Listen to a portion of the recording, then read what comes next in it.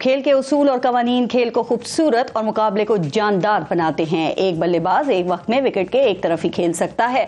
अगर कोई खुद को ओवर स्मार्ट समझते हुए विकेट के दोनों तरफ खेलने की कोशिश करे तो इस हरकत की ना क्रिकेट का कानून इजाजत देता है और ना ही तमाशाई इसको पसंद करते हैं।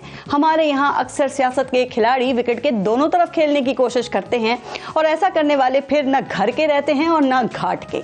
विकेट के दोनों तरफ खेलने की कोशिश में जिस शख्सियत ने सबको पीछे छोड़ा है वो साबिक सदर आरिफ अलवी हैं, जो क्रीज पर ओवरस्टे करने के बाद आखिरकार अब पवेलियन वापस लौट गए हैं। विकेट के दोनों तरफ खेलने के शौक और लालच में आज आरिफ अलवी से अपने भी खफा और बेगाने भी नाखुश हैं। वो सबसे ज्यादा अरसा ऐवान सदर में रहने वाले मुंतखब सदर तो बन गए, लेकिन इस मनसब की इज्जत में इजाफे का बाइस न बन सके। जब तक उनको लाने वाली उनकी अपनी जमात हुक्मरान रही, वो विकेट के एक तरफ भी नहीं बल्कि सिर्फ नुमाइशी तौर पर बल्ला पकड़ कर खड़े रहे। उन्होंने ऐवान सदर जैसे बावकार और भारी भरकम इदारे को डाकखाने से भी हल्का बनाने में कोई कसर नहीं छोड़ी।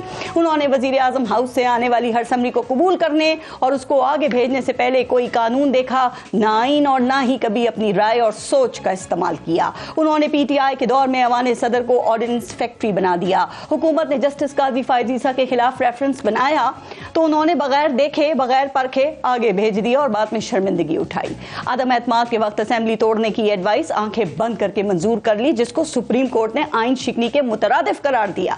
अपनी पार्टी की हुकूमत थी तो एक गवर्नर को हटाने और दूसरे को लगाने में सिर्फ 5 मिनट लिए। मुखालिफ की हुकूमत थी तो यही काम करने में 1.5 महीना लगा दिया। अखलाकियात तो ये कहती थी कि पार्टी की हुकूमत खत्म होने पर सदर भी रुखसत हो जाते, लेकिन आरिफ अलवी ने ओहदे पर रहने का फैसला किया और कहा जाता है कि यहां से उन्होंने विकेट के दोनों तरफ खेलने का आगाज भी किया।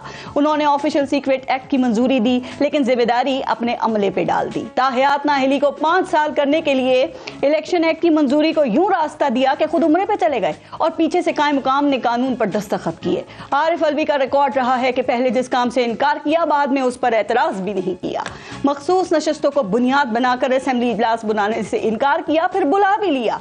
2022 में जिस शहबाज शरीफ से हलफ लेने से इनकार किया था ना, 24 में उसी से हलफ लिया। इलेक्शन की तारीख ना खुद दी और ना ही उसकी मुखालफत की। कहा जाता है कि अपने 5.5 साल दौर में आरिफ अलवी ने ना आइन के वो बन सके ना अपनी पार्टी के बन सके। पीडीएम उनसे नाराज रही तो बानी पीटीआई को भी उन्होंने मायूस ही किया है। यूं आरिफ अलवी एक मुतनाज़ा सदर रहने के बाद ऐवान सदर से रुखसत हो गए और अब आसिफ अली जरदारी की सूरत में ऐवान सदर को नया मकीन मिल रहा है। आसिफ जरदारी पहले मुंतखब सदर हैं जो दूसरी बार इस ओहदे पर फाइज हो रहे हैं। क्या वो पाकिस्तान के सदर बनेंगे या वो भी अपनी पार्टी और रियासत के दरमियान कशमकश में विकेट के दोनों तरफ खेलने की कोशिश में पकड़े जाएंगे?